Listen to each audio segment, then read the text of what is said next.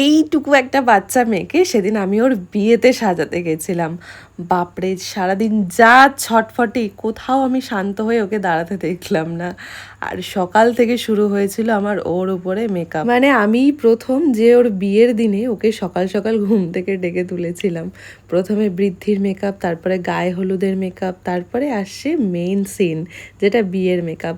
আর একদম ভোর ভোর বেরিয়ে পড়েছি। ওর লোকেশন ছিল বেহালা, যেটা আমার লোকেশন থেকে প্রায় 1 ঘন্টা। আমার সেদিনের বেহালার ব্রাইড ছিল রাজলক্ষ্মী। রাজলক্ষ্মী প্রায় 1টা বছর আগে আমাকে বুক করেছিল 3rd ফেব্রুয়ারির জন্য। এই 3rd ফেব্রুয়ারি ডেটটা যে এতটাই ব্রাইডদের উপচে পড়া ভিড় থাকবে, মানে রাজলক্ষ্মীর মতো যে কত লক্ষ্মী এই দিনে বিয়ে হয়েছে তা ধারণারই বাইরে।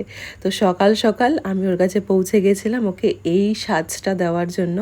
একদম সিম্পল সোভার যতটা কম করা যায়, base makeup, eye makeup, hair style একদম অল্প রেখেছি, যাতে নেক্সট লুকে ওকে আরও একটু অন্যরকম সাজাতে পারি।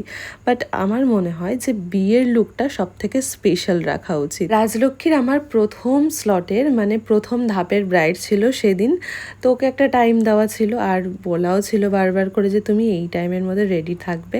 তো ও একদম 100% চেষ্টা করেছিল ওই টাইমের মধ্যে বসার।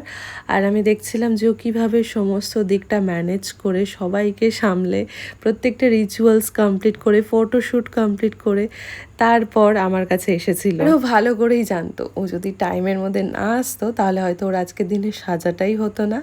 তো মোটামুটি ওকে বৃদ্ধি, গায়ে হলুদ সবটা কমপ্লিট করে আমি ওখানেই ছিলাম, কারণ ওকে আমি সাজিয়ে আরও একটা জায়গায় যাব অন্য একটা ব্রাইডকে সাজাতে।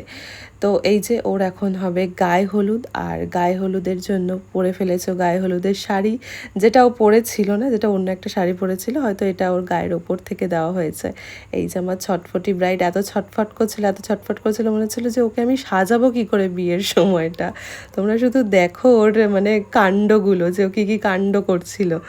তো মোটামুটি সমস্ত কিছু কমপ্লিট হয়ে যাওয়ার পর এই যে আমার ব্রাইড একদম নিজের বেশে, মানে কোনো শাড়ি টাড়ির দরকার নেই, নিজের বেশে একদম ঘরোয়া বেশে এই যে ওকে এবার আমি শাড়ি পরালাম। তো শাড়ি পরিয়ে আমার মনে হলো যে যাক, এটাই আমার এখন ব্রাইড। আমার মনে হচ্ছে যে হ্যাঁ, ওই আমার ব্রাইড, এবার আমি ওকে সাজাবো। মোটামুটি ওর কাছ থেকে অনেক আগে থেকে, মানে 1 বছর ধরে আমি জেনেছিলাম যে ওর কী কী পছন্দ, কীভাবে ও সাজতে চায়। বাট বিশ্বাস করো, কিচ্ছু আমাকে সেভাবে বলেনি, বলে আমার ওপরেই ছেড়ে দিয়েছিল, কারণ ওকে আমি অলরেডি একবার সাজিয়েছিলাম। আচ্ছা চলো, এবার বেশি কথা না বলে একদম ফাইনাল লুকটা তোমাদের সাথে শেয়ার করি, কারণ ওকে এই লুকটায় দেখার জন্য আমি অনেকক্ষণ ধরে, মানে সকাল থেকে বলা ভুল, আমি 1টা বছর ধরে আমি ওয়েট করছিলাম যে ওকে ফাইনাল লুকটা দেখবো, ঠিক কতটা সুন্দর ওকে আমি করে তুলতে পারি। দেখো রাজলক্ষ্মীকে লাগছে তো একদম লক্ষ্মী ঠাকুরের মতো, একদম মানে আমি আমার মনের মতো করে ওকে সাজিয়েছি। পুরো গোটা লুকটা আমি চেয়েছিলাম যেন ওকে এরকম সুন্দর ছোট্টখাট্ট একটা মিষ্টি ঠাকুরের মতো দেখতে লাগুক। আমার মনে হয় প্রত্যেকটা ব্রাইড তার বিয়ের দিনে এরকম দেবী ভার্সনটা চায়, যে তাকে যেন এরকম মা দুর্গার মতো বা মা লক্ষ্মীর মতো দেখতে লাগুক। আর সত্যি সত্যি দেখো কত মিষ্টি ওকে দেখতে লাগছে। তোমরা কিন্তু অবশ্যই কমেন্ট সেকশনে জানিও যে রাজশ্রীর এই ফাইনাল লুকটা তোমাদের কেমন লাগলো। এছাড়া রাজশ্রীকে সাজানোর পর আমি ছুটলাম আরও একটা লোকেশানে, যেখানে আমার ব্রাইড অলরেডি রেডি ছিল সাজার জন্য। তো আমি গিয়ে ঝটাফট ওর আগে হেয়ার স্টাইলটা করি, শাড়ি পরিয়ে নিই, তারপর ওর কাছ থেকে শুনতে চাই ওর ইচ্ছেগুলো। কিন্তু এই ব্রাইডের ক্ষেত্রেও সেম, আমাকে কিচ্ছুটি বললো না। তো মোটামুটি আমি আমার ইচ্ছে মতো সমস্তটা করলাম, আর ফাইনাল লুকটা কিছুটা এমন আসলো। অনেকেই এমন আছো যারা জানতে চাও যে আমি একটা দিন এরকম 3টে 4টে 2টো ব্রাইড কিভাবে একা নিজের হাতে সবটা করে থাকি।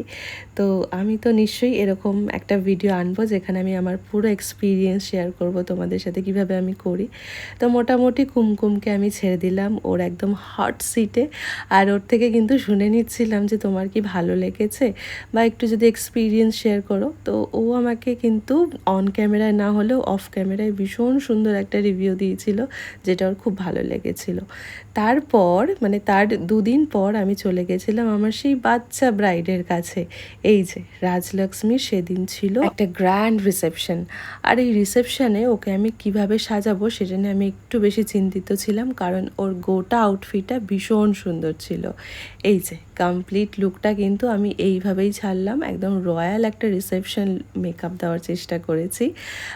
ও আমাকে কিছু এবারও বলেনি, একদম নিজের মতো করে করেছি। যতই ছটফটে হোক না কেন, মেকআপের সময় কিন্তু রাজলক্ষ্মী একদম সিরিয়াস হয়ে যায়, মানে বোঝাই যায় না যে ও এতটা ছটফট করতে থাকে সারাক্ষণ। রিসেপশন পার্টিটা একদম পার্টি স্টাইলে হচ্ছিল বলে ওকে আমি একটু মডার্ন ওয়েতে সাজিয়েছি, যেখানে আমি ওপেন হেয়ার রেখে, ওপেন প্লিটস রেখে, কোনো রকম কলকার ছোঁয়া না রেখে এইভাবে সাজিয়েছিলাম। তোমরা অবশ্যই জানিও যে রাজলক্ষ্মীর এই সাজটা তোমাদের কেমন লাগলো। দুদিন দু রকমভাবে সাজিয়েছি। আচ্ছা, এখানেই কিন্তু রিসেপশন মেকআপটা কমপ্লিট।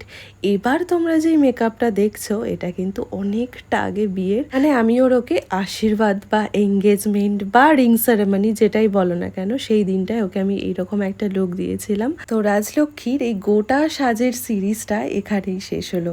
তোমরা কিন্তু অবশ্যই জানিও তোমাদের কেমন লাগলো। টাটা।